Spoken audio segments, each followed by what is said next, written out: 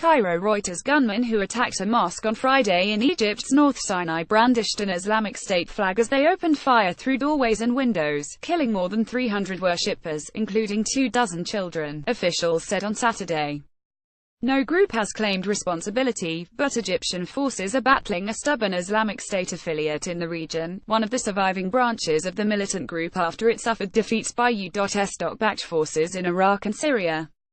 The assault on a mosque has stunned Egyptians, prompting President Abdel Fattah al-Sisi's government to tighten security at places of worship and key buildings, and call 3 days of mourning for the bloodiest attack in Egypt's modern history. State news agency MENA said the death toll had risen to 305, including 27 children, and 128 people were injured. Egypt's public prosecutor's office, citing interviews with wounded survivors as part of its investigation, linked Islamic State militants, also known as Daesh, to the attack on the Al-Rawda Mosque in Bir El-Abd, west of El Arish city. The worshippers were taken by surprise by these elements, the prosecutor said in a statement. They numbered between 25 and 30, carrying the Daesh flag, and took up positions in front of the mosque door and its 12 windows with automatic rifles. The gunmen, some wearing masks and military-style uniforms, had arrived in jeeps, surrounded the mosque and opened fire inside, sending panicked worshippers scrambling over each other to escape the carnage. Witnesses had said gunmen set off a bomb at the end of Friday prayers and then opened fire as people tried to flee, shooting at ambulances and setting fire to cars to block roads. Images on state media showed bloodied victims and bodies covered in blankets inside the mosque. When the shooting began, everyone was running, and everyone was bumping into one another. Magdi Rizk, a wounded survivor, said from his hospital bed. But I was able to make out masked men wearing military clothing. Damaged vehicles are seen after a bomb exploded at Al-Rawda Mosque in Bir El-Abd, Egypt, November 25, 2017. Reuters. Mohammed Solomon striking a mosque would be a shift in tactics for the Sinai militants, who have previously attacked troops and police and more recently tried to spread their insurgency to the mainland by hitting Christian churches and pilgrims.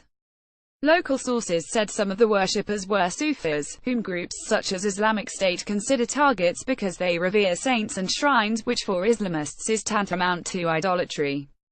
Islamic State has targeted Sufi and Shiite Muslims in other countries like Iraq. The jihadists in Egypt's Sinai have also attacked local tribes and their militias for working with the army and police. Sisi, a former armed forces commander who supporters see as a bulwark against Islamist militants, promised the utmost force against those responsible for Friday's attack. Security has been a key reason for his supporters to back him, and he is expected to run for re-election next year. Egypt's military carried out airstrikes and raids overnight to target hideouts and vehicles involved in the attack, the army said, without giving details on the number of militants. What is happening is an attempt to stop us from our efforts in the fight against terrorism, Sisi said on Friday.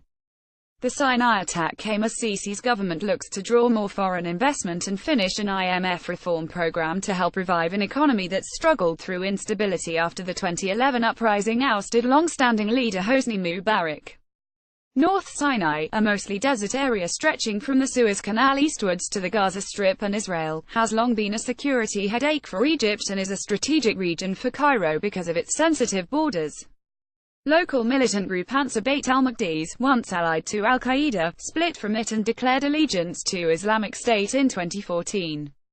But attacks in the Sinai worsened after 2013 when Sisi led the overthrow of President Mohammed Morsi of the Muslim Brotherhood after mass protests against his rule. Writing by Patrick Markey, editing by Alexander Smith and Jeremy Gauntor. Standards to Thomson Reuters Trust Principles.